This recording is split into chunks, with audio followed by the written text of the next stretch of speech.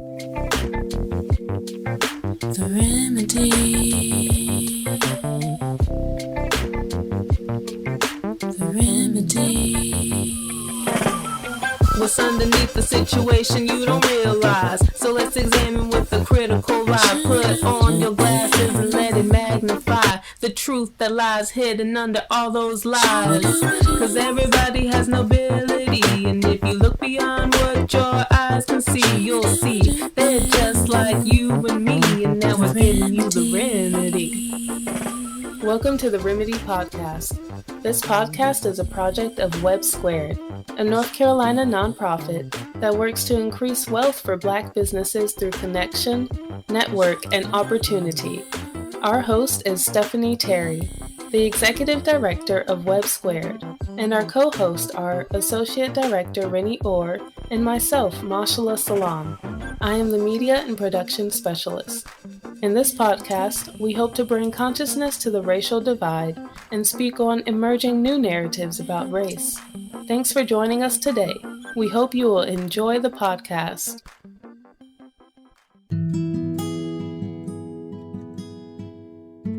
Good evening, everybody. Stephanie, Mashallah, we have a guest with us tonight. And Stephanie, you have known this person for most of your life. So I'm going to turn it over for you to introduce us to Gina, and let me see if I can get through this without smiling and giggling. I love my Gina. Gina and I have been friends since, this is the story, elementary school. We have, and she's just amazing. We've been friends forever. She's everywhere I've ever lived. Gina has come to find me and visit me. And to just be blessed to have a friend who has loved you and known you and supported you through all the ups and downs, good times and bad times, and to just see my friend living and making her dreams come true is the most rewarding and just blessed experience to witness. I'm so happy to introduce everyone listening to this podcast to the amazing Gina Diouf, Queen Diouf. She is got a fantastic business that she birthed from a dream years ago and is coming to light. And I'm excited, Rinnie and Mashallah, that we're all in this amazing collaboration together, supporting Gina's dream and everyone bringing their skills and talents to help Gina become her dreams and visions. So we'll get on with the podcast, but I'm super excited to be here, even when I don't feel well. I'm forget that. I'm going to be here tonight because this is way more important than some fake some temporary sickness I'll be over with. So welcome, Gina. Wow, thank you so much for that welcome and that warm introduction. And the feeling is mutual, Steph. The feeling is mutual to see you just leading and living your dreams has really inspired me to just keep going. And that's been like that for decades at this point now, just for decades. You step out there, you go out on a limb, and sometimes you don't know what's going to happen, if that limb's going to snap off or not, but you are so bold and so courageous, and you get past that fear and just keep going anyway. And that has inspired me. You know how, I'm not going to say you don't know how much, because I'm always telling you, I don't know, Stephanie, I don't know. So you know how much it has inspired me through the years to just be myself. Yeah. Let me say this. Each of us, like Rinnie and I, we worked together. We were in this little church. I was in the kitchen and she was in the office. And then Mashallah, I knew you when you were young, and it's just how about this? We really don't know who we really are. and in that becoming like all the connections, it's just amazing because like I didn't know Rinnie was this badass like coach and we would be like co-birthing this amazing organization. And Mashallah, I had no idea you were like this talented producer and budding actress, and it's just amazing. And Gina, we've just gone through we were mothers and young wives, and it's just so amazing that if we nourish each other, like what comes out of the seeds of who we actually are. So I just wanted to just share that now we have this amazing collaboration. Well, and I think that there's power in collaboration because you're not alone. And the more if you can have a true collaboration with people, everyone in the group feels really empowered. It's like no one is taking the power away from anybody else. And it feels so much more healthy than, some of the systems I've worked in the past where, it's a hierarchical power structure and you just do what people say you should do. And I have to say, I'm enjoying the collaboration. And I have worked closely with you, Gina, now for 6 months. And you and I talk weekly, and some days I feel like you're coaching me more than I'm coaching you. And I think that that's just the way it should be, that it's not like this wisdom that I'm imparting onto you, but it's like, it just comes out naturally. And it's just part of that collaboration, because we're not, I'm not just a coach and you're the coachee, but we're partners in this. I feel like I have a stake in your business and I want to participate and I want to be traveling with you. And before we get too much further into the conversation, would you talk about your business and what it is all about? And, listen to those of you who are listening to a podcast, listen to this story and hear what this business is about, because it is amazing. Oh, okay. All right. Well, thank you, Rinnie. And I agree with you. I feel like our sessions are really amazing, and you are the coach. Just don't get that twisted. You're the coach, and and I take your coaching and I take it seriously, and I appreciate it. So my business back a while ago. I mean, this is something that's been coming on for years. I just didn't know that that's what was happening. Once I started looking into myself and learning about who I am and just trying to, really it's just a search for happiness. I was just trying to just be happy in life. So I started doing things. I started listening to smart people who gave me good advice, people like Stephanie, and people who were more tapped into their spirituality than I was. I was more religious and rules and structure. I always recognized my spiritual self, but just didn't really lean on it and really live with it and honor it. So I started doing more things to do that. I started doing more meditations and things like that. So I took a class, a particular kind of yoga, a Korean yoga. And in that class, we had to do a lot of meditation, a lot of different, it was sort of a mixture of Tai Chi and yoga. So you go deep without even realizing it. So I would go into these deep meditative states while doing physical motions, while doing yoga, while exercising, and I would get these downloads of just visions, flashes of things. One day I was doing, some yoga and in a yoga studio, and I got a vision of women dancing in white. And then I realized in the vision they were smiling and dancing and everything, but it was on a slave ship. And I was like, why would women be smiling and dancing on a slave ship? I knew that was something historically they were told to do, like to try to make the captives exercise and look healthy so that when they do finally land, they could be sold. So I knew that was part of, the whole slave trade. But in this vision, it didn't seem fake. It didn't seem forced. Like they were joyful and beautiful and dancing.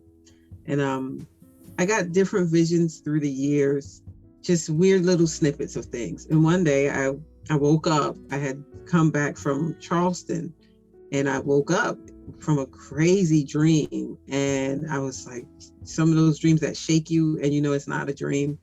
And so I called Stephanie and I called my sister. Those are the two people that when something like that happens to me, I got to talk to them about this because they know stuff that they tapped into it. And they both were like, that's your calling. That's what you're going to do with your life. And basically what the message was that I would have to reverse the Middle Passage of the transatlantic slave trade by ship, and that I would have to bring other people with me. It wouldn't just be me going on a trip by myself. This would be me doing this for other people. And at the time, that made absolutely no sense to me because I'm not in the travel business. I'm not in some sort of historical, line of work where, I'm an expert on the slave trade or history or any of this stuff. So I just thought, wow, I don't know why God would tell me to do that. Of all the people that can do it, there's probably some people out there that can actually do that, But after speaking to both of them, it was like, yeah, you're the people out there that can actually do it. Like, that's why you got the message. It's for you to do. And that was in 2018. And I kind of just said, oh, all right, I don't know how that's supposed to happen. I already have a job and a whole bunch of stuff going on in life. I'm not just sitting in a room waiting for some big assignment. So I just went on about my life and kind of just said, well, whatever you have planned for me, just let me be able to do it. And I'm just going to kind of separate myself from it because it's too big for me to think about. It was just too big for me to consider.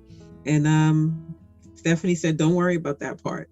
Don't worry about that part. Don't worry about the how. You always caught up in how, because whenever I get a message, I'm always like, but how am I going to do that? And she said, don't get caught up in the how. And then she said, let me worry about it. I don't know if she even remembers that. She said, let me worry about the how, because this is what I do.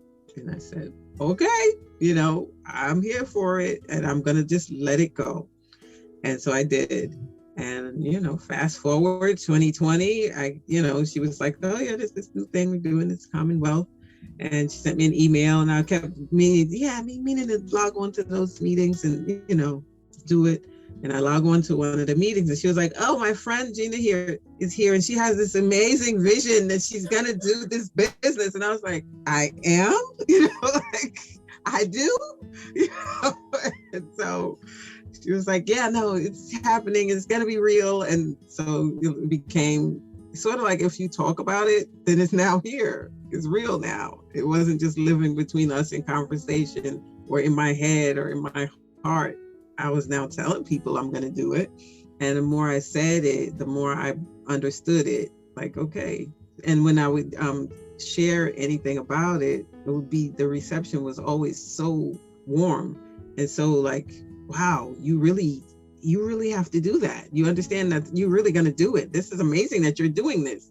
And people would ask me like, when is my trip and how much is it going to cost and everything. And I was like, no, it's in my head. It's still in my head. It's not out here yet.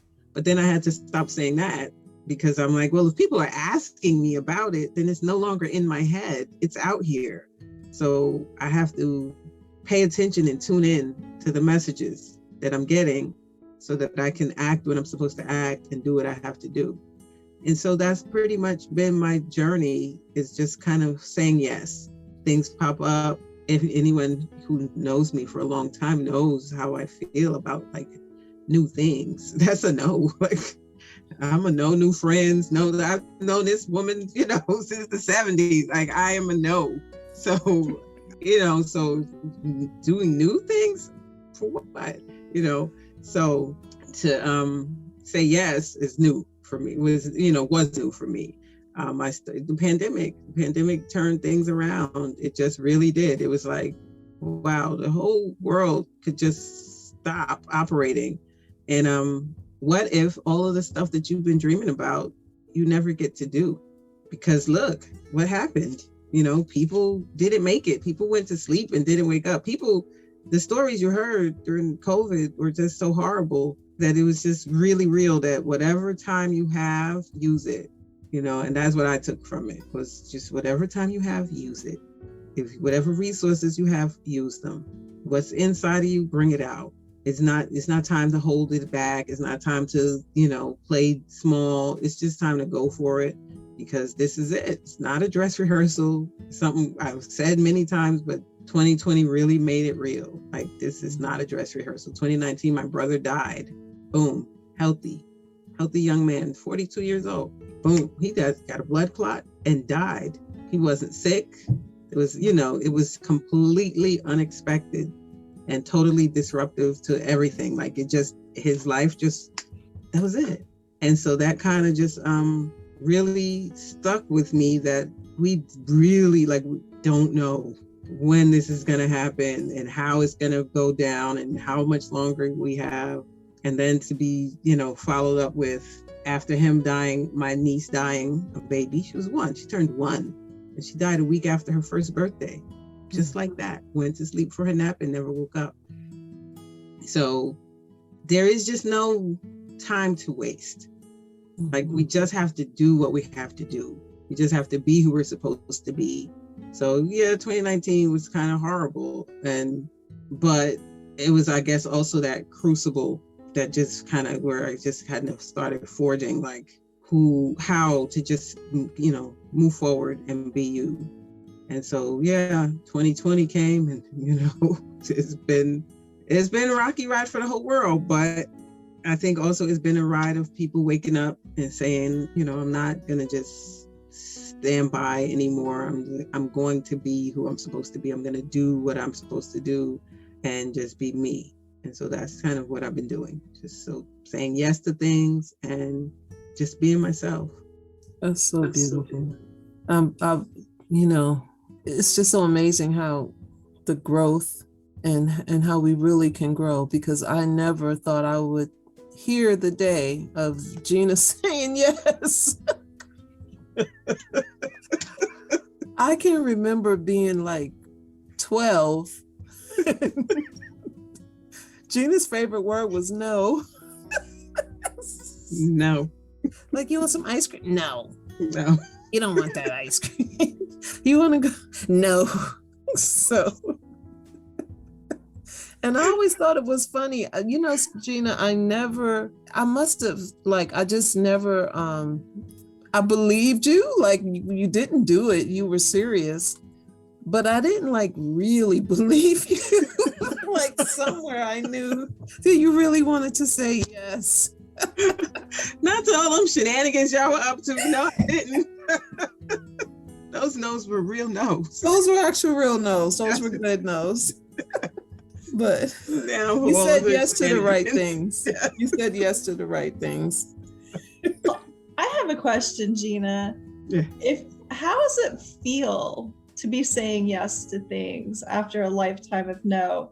I have seen you pursuing, you're not going, reversing the Middle Passage tomorrow, but you started leading some events in the city where you live and putting yourself out there on social media. And you wrote a play, which you asked strangers.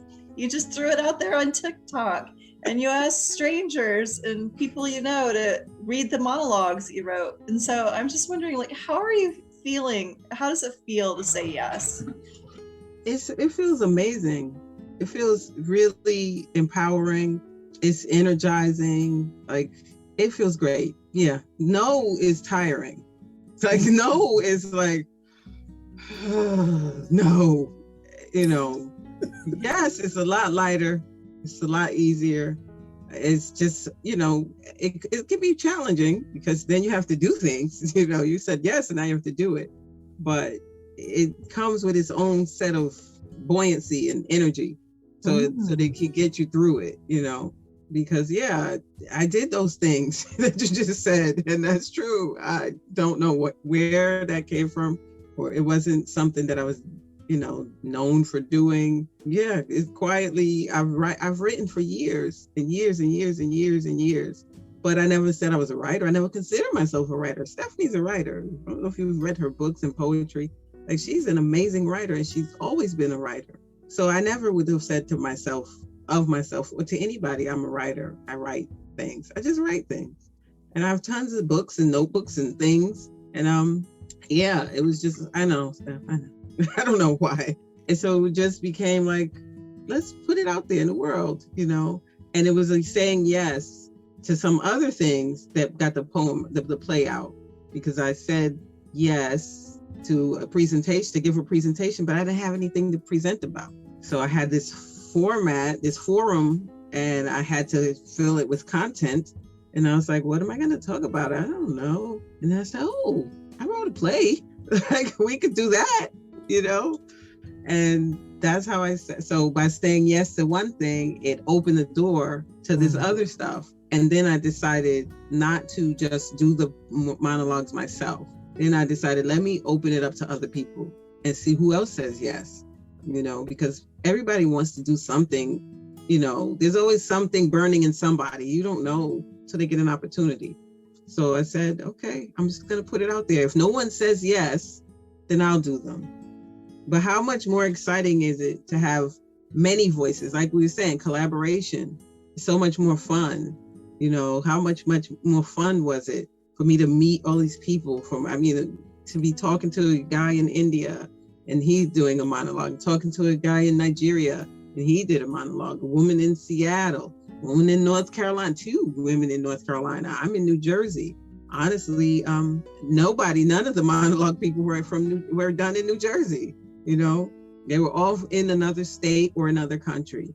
So it was just way more exciting and energizing to, you know, to do that and open up the door for other people to say yes too. So it feels great. I highly recommend it. All you got to do is say yes. Isn't that song? Yes. And it's true. It's true. So, Mashallah, I want to bring you in on this because you said yes to doing a monologue. You've also said yes. You helped Gina bring the first piece of her vision to life so that people can share with it. So how are you weighing in as our, I don't even know what generation, these names, I don't know what it is. I think I fall under millennial. Okay, as a millennial. What's resonating with you with this idea of saying yes? And are you hearing anything? Yeah, just talk to me about like your yes to the monologues and just like, how are you feeling about saying yes? Well, yeah, about the monologues, it was really awesome to have that opportunity. I mean, it's interesting. We're talking about saying yes. Like earlier on, I knew that I really liked performing, but I wasn't sure if that was like my path. So, you know, I decided, okay, maybe I'll like focus more on the production / like, you know, behind the scenes editing, camera work side of things, because I didn't think that I was really ready to actually put myself out there. I mean, unless, you know, friends asked me to, or things happen where I was like, oh, well, I'll just do this because I'm being a good friend. So I think it's helpful when you have people around you who are also, you know, doing similar things and are supportive of you, who can see something in you. And that helps you to feel like, oh, okay, well, if they see it in me, maybe it's a good thing to give it a try, or you feel more comfortable because you feel like, oh, they see it. So that means that I can see it too. I don't know if that makes any sense, but yeah, I think especially in the beginning when we were talking about, you know, all of us seeing each other's talents and being able to really show that through the work that we've been doing together. And I think it's super helpful when you do have that support system and people who are, you know, telling you like, yes, I do see something in you. I think that is super important to have that kind of encouragement, and it makes it a lot easier to say yes to things. Yeah, long time, I forgot who told me this first, but it's a phrase that always stuck with me, that people are like mirrors to you, mirror images of you, and they help you see what you can't see. And it's amazing when you actually start honoring like the you inside, not the you that people know from like school or work or family, but like the you that you keep, that's inside of you, that you kind of keep protected actually from the world. It's amazing when you start to say yes to that you, And then it feels like you attract all the people that will honor that or support that, and reflect that back at you. It's an amazing process, because it can be uncomfortable. I'm thinking about my own life when you, sometimes when you're surrounded by people that are not like, I think it's when you're not honoring that deep you. And so they're just kind of reflecting back what you are honoring. And then when you do honor that deep you, then the people that will reflect that back to you, like they emerge or they appear. So it's a really interesting dynamic. But Gina, so tell me, because I heard you say that you were like, well, I'm not a travel agent, like, how am I going to do this? So tell me about that process of in your coaching session when you realized to do these like smaller excursions, which I thought is like, that is so brilliant. Talk to me more about that process and how that came about and what are some of the excursions? It was something I was thinking about, and my coach, Rinnie, suggested it. And I was thinking it and she suggested it. And I think it was just like perfect synergy. She was like, well, you could do like retreats and, other getaways because you want to build a community of people. You're not just going to be like, okay, let's get on a boat and we're going to sail for a couple of weeks, And so I thought that was a great thing. And I hadn't been thinking of like retreats. I was just thinking of maybe just like day trips and things like that. But she planted that seed and it's just growing. And so the day trips are first because I do need to just get out and get people out and just do things together as a group. And then the next step will be retreats so that we can build ourselves up to, bigger trips so that once we're able to actually reverse the Middle Passage, we'll have a community of people who have been traveling around together and doing things together. And so we'll be able to do that, that major thing together. So my very first excursion was to an art gallery here in New Jersey at Montclair State University. On the campus, they had an art show of the works of this artist named Ajamu Kojo. And he is he's a set designer for CBS, and he's an artist, but like his day job is doing stuff like that. But in 2016, I think he was inspired. He learned about what happened in the Tulsa massacre, where all of this whole Black community was just decimated, attacked by planes and guns, and just bombed out of existence because they were just doing so well. And the surrounding community just could not accept that these Black people, when cut off from everybody else, flourished. So they just had to wipe them off the face of the earth. And he met one of the survivors of the massacre, and it just really inspired him. And he learned that it was, founded by an entrepreneur, Black entrepreneur, and how this man took some land and then he sold it off into parcels to other Black entrepreneurs and said, let's make our own thing. And they did, and it worked. And so as he started learning about the different people and he got to see photographs of the people of Tulsa, he decided to have his friends pose as those people, and he painted them. He painted beautiful portraits of his friends as as Tulsa residents. And so they had this art exhibit at Montclair State University. So that was our first trip, was to go to see the art. And so in each trip, I call my trips sojourns. Sojourns are temporary stays. So you're going somewhere for a little while. So on each sojourn, we will be creating something, because I believe it's good I think these experiences spark creativity. I think people just don't like to give into it. The way I never said I was a writer, even though I've been writing and writing. We have a lot of creativity in us, everyone. And I think it also is very healing, because the point of these trips is to heal, to look at these traumatic events and look at this thing, these horrible things that have happened, but to know that doesn't have to be the end of the story. And yes, it hurts. It hurts to watch, it hurts to look, it hurts to re-experience it, but let's heal. let's heal it. And if you can't see it and even look at it, there's no way you can heal from it. Mm-hmm. So we go to the place where the things, are shown or where they actually happen. But then our goal is to create something beautiful or meaningful while we're there. Then we also will meditate together to try to also release some of the trauma that we're experiencing. But I also am learning about how your brain doesn't know when something happened. So my thinking is, well, if I can release this trauma, it doesn't know that I'm releasing the trauma from watching these pictures, looking at pictures. It knows I'm releasing trauma of racial terror and, the Tulsa massacre. So the release is a release, Mm-hmm. The healing is a healing. And so that's the point of it. Yes, it's nice to do things together in a group and for us to get together and go places and see things and have experiences. But the point of the experience is to heal. And our next excursion is actually coming up on Saturday.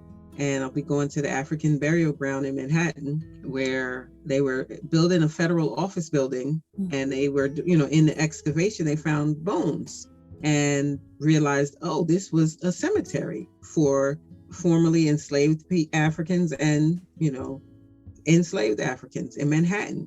Now, most people don't look at Manhattan, New York City, as a, place where people were enslaved, but they were. Slavery didn't really stop, at the Mason-Dixon line. So they decided, and what always gets me, because I was, in New York when this was all happening, when they were excavating and there was protests and, marches and everything. And they still built that building over that graveyard. Mm-hmm. They still put the building up. The federal office building was still built over the African burial ground. But what they did do was, moved the remains, and they built a garden to honor the people, and then they dedicated the first floor of the building.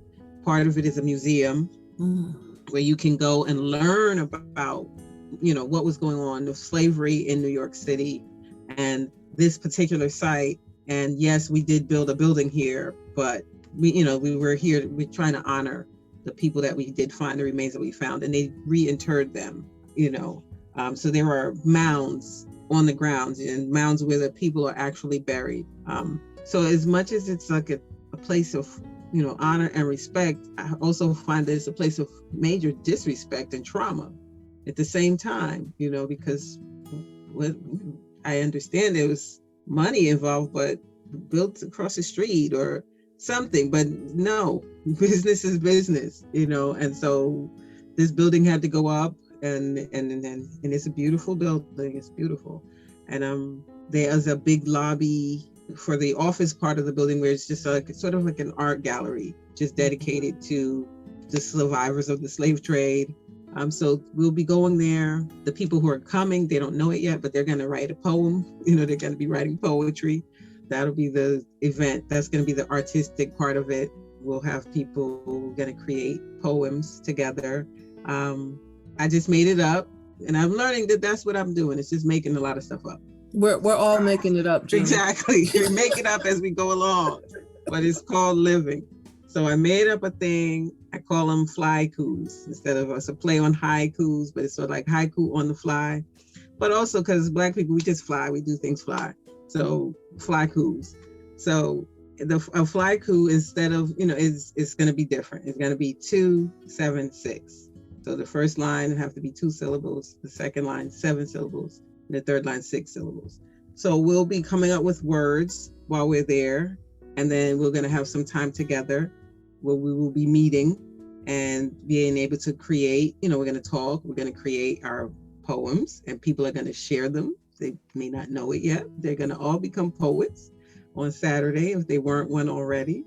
And then we're going to do a meditation there too, to honor ourselves, our ancestors, and also to just try to release more and, let go of more trauma and invite in more healing. That sounds amazing. I wish that I was there so I could come, which I have 2 thoughts.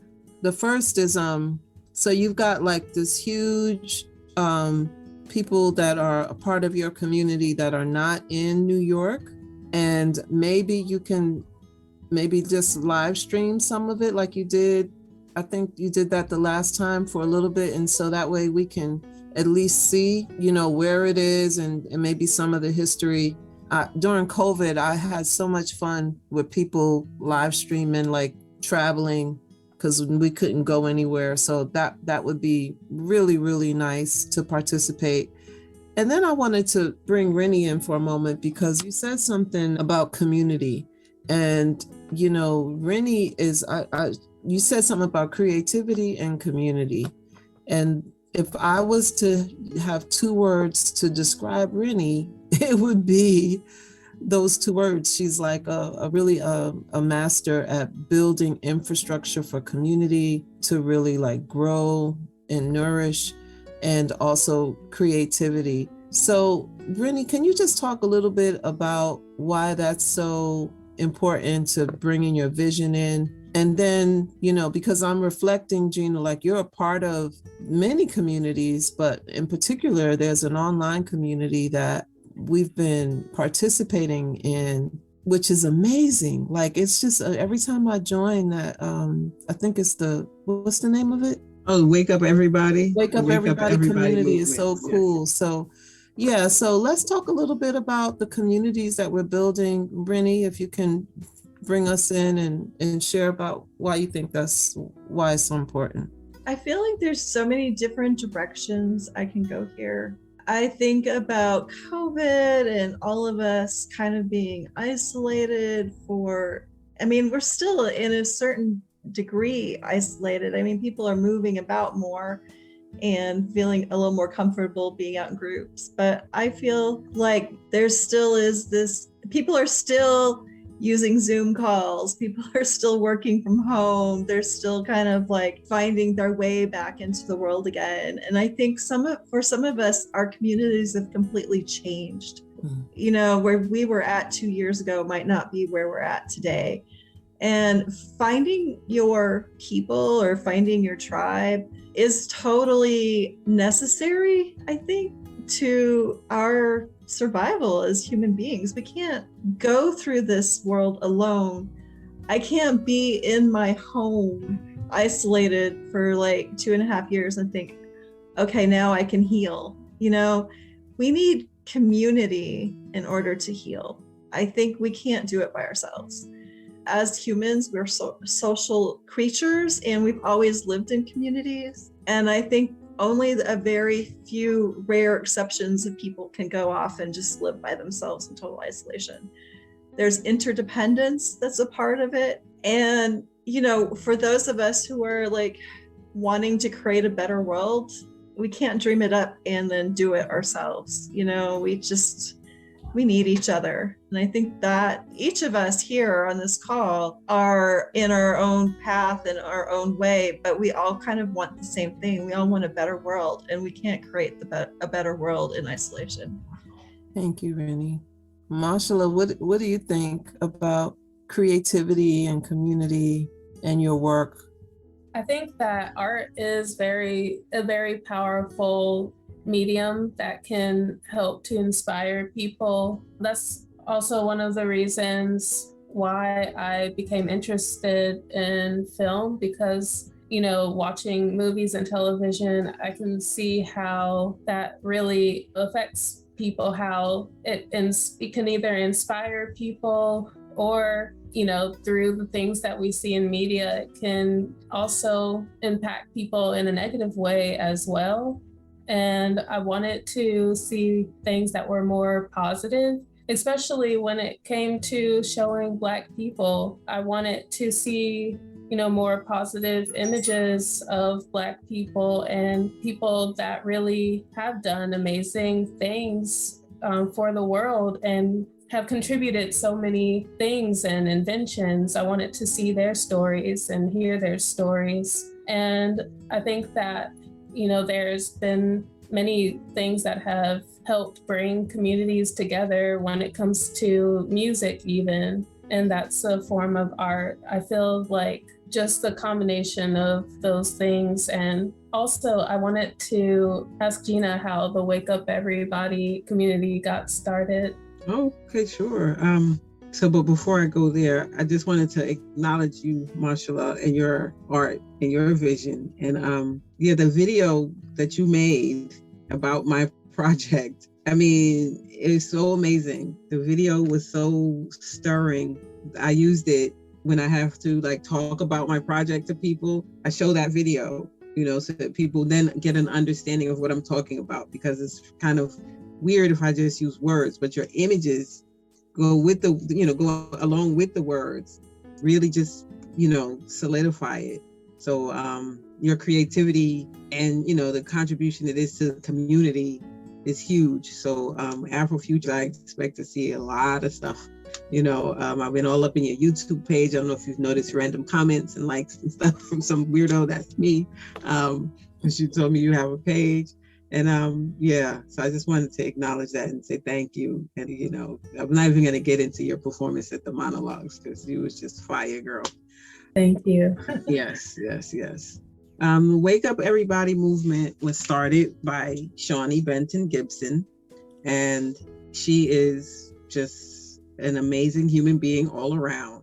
She's a licensed clinical social worker. She's a birth justice advocate. She's diversity and inclusion and equity trainer. She's a dancer, singer, actress, performer. She's a moderator. She's an entrepreneur. She's an author. She just did her first TED Talk. She's just amazing. She's just the total package. A mom and a grandma as well. So Shawnee in 2018 lost her daughter to, basically racism in the form of the way that Black women get treated when they are seeking medical attention. And this is in spite of the fact that Shawnee is a birth justice worker, her daughter as well. They are not people who were not aware that this can happen.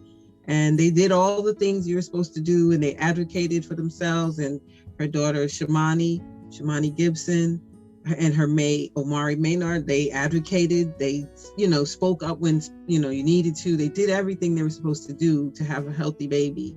They had a healthy baby, and I believe 2 weeks later, she passed away. Now, at the end, nearing the end of the pregnancy, she was having the classic symptoms of a blood clot. Was having trouble breathing, all of the things. And so they said, okay, that sounds like blood clots. So, let's go to the doctor. And of course, the doctor's kind of just, you'll be fine. You're probably doing too much. Stay off your feet. You need bed rest. You need to lay down. And so, as Shawnee said, that's the opposite of what you're supposed to do to someone who's suffering from a blood clot. The worst thing you can do is tell them, be immobile, go sit down. But if you don't take it seriously, who's going to care? I mean, Serena Williams, the same thing almost happened to her. She just didn't pass away from hers. They listened to her. They didn't listen to Shamani. And so Shamani passed away suddenly, and with a 2-year-old and a 2-week-old at home. And so, and Shawnee is amazing, and she kept going and did, kept her community moving forward. And she was supported by the community. She always talks about that too. But in COVID, she said she felt her daughter's spirit, and she created this platform to get people together. And she's such a powerful voice that when she calls, you come. If she puts something out there, people log on. And so she put out a call to the community, because she had created a community over the years, of women, all kinds of women, not just Black women either, just women of all ages and all backgrounds. And she has a rites of passage program for women called Be the Tree. And it's amazing. And I just completed it in December. So she put the call out to the community, and people logged on. I know my sister is part of her circle of leadership. And so she would share it with me. And again, like I said, I always say no. You tell me to do something, I'm going to say no. So my sister said, oh, why don't you log on? We got this call going. It's blah, blah, blah. We're going to be talking about yada, yada, yada. And I was like, at 7 a.m. when I have to go to work? No.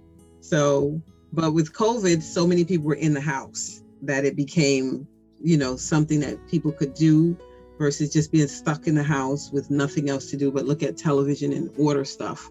So it became, and the community just came up from there. So it's just from 2020. I want to say April 2020 is when maybe April. I think that's the first time I logged on. And it's just been growing ever since. And it's a beautiful place. It's a beautiful community. It's, Sunday to Thursday. There's no meetings on Fridays and Saturdays, but Sunday to Thursday at 7:00. There are some people who are there every single day without fail. At one point it was 7 days a week in the beginning, but it was exhausting. It was exhausting for Shawnee to keep up, and for the administrative team. She built up a team of administrative people, but it just was a lot. So they cut back to 5 days a week.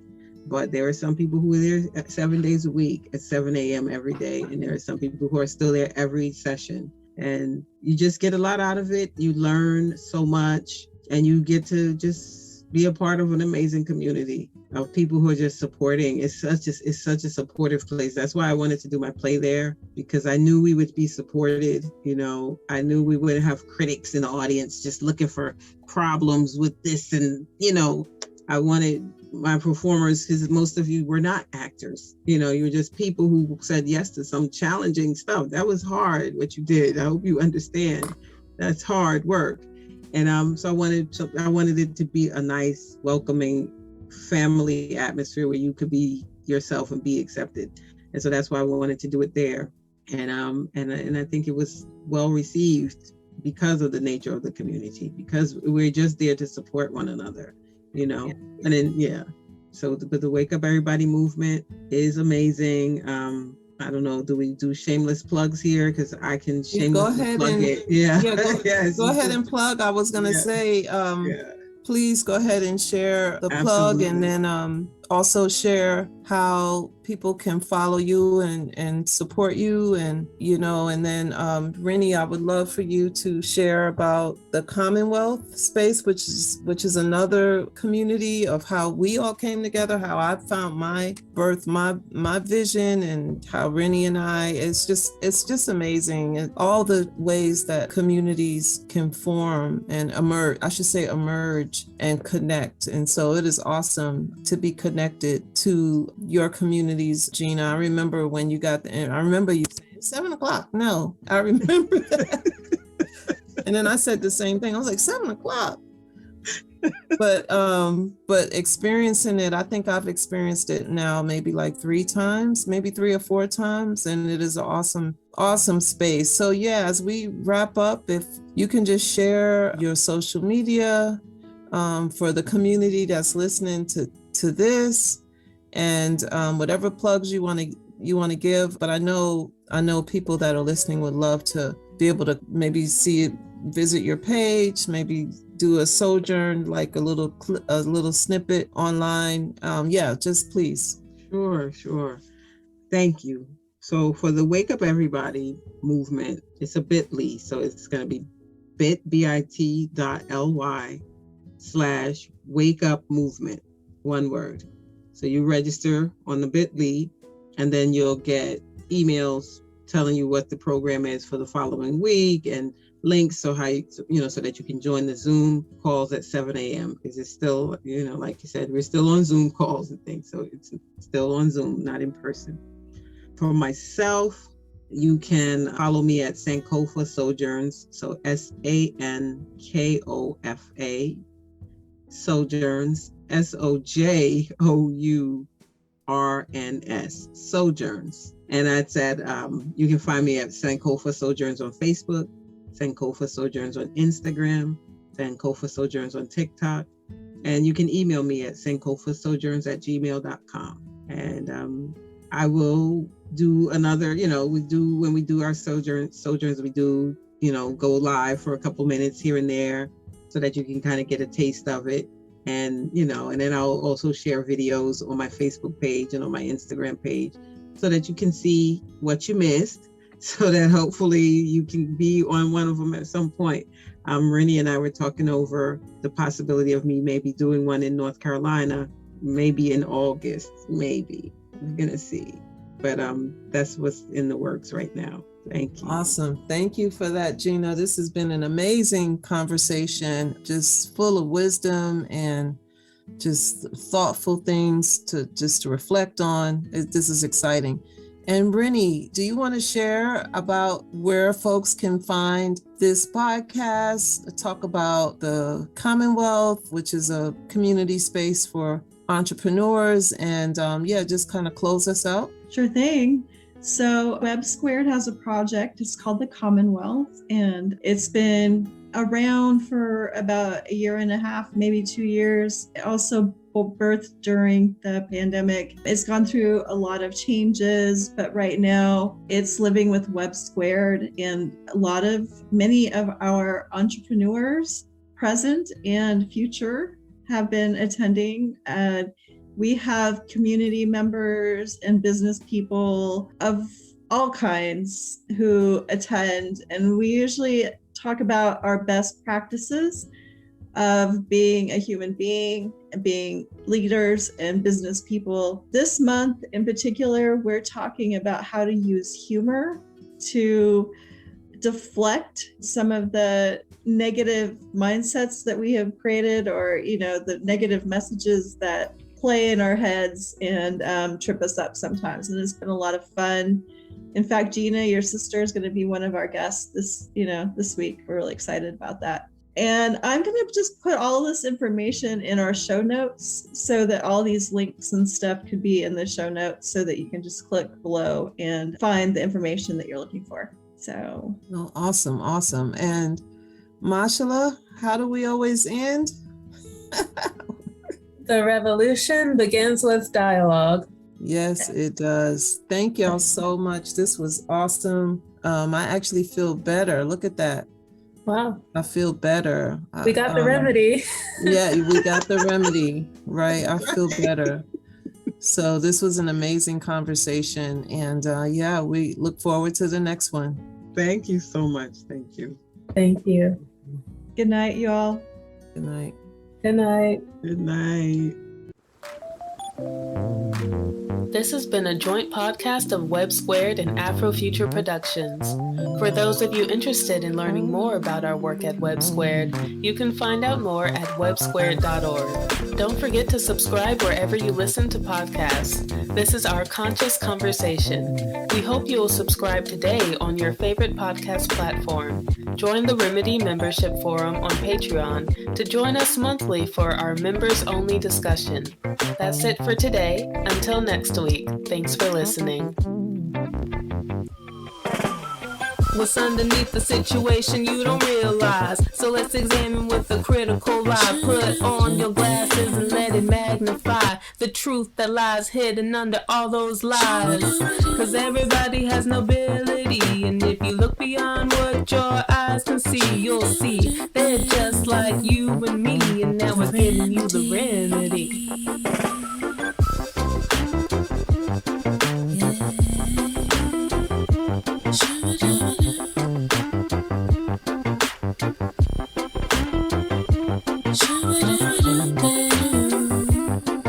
Yeah.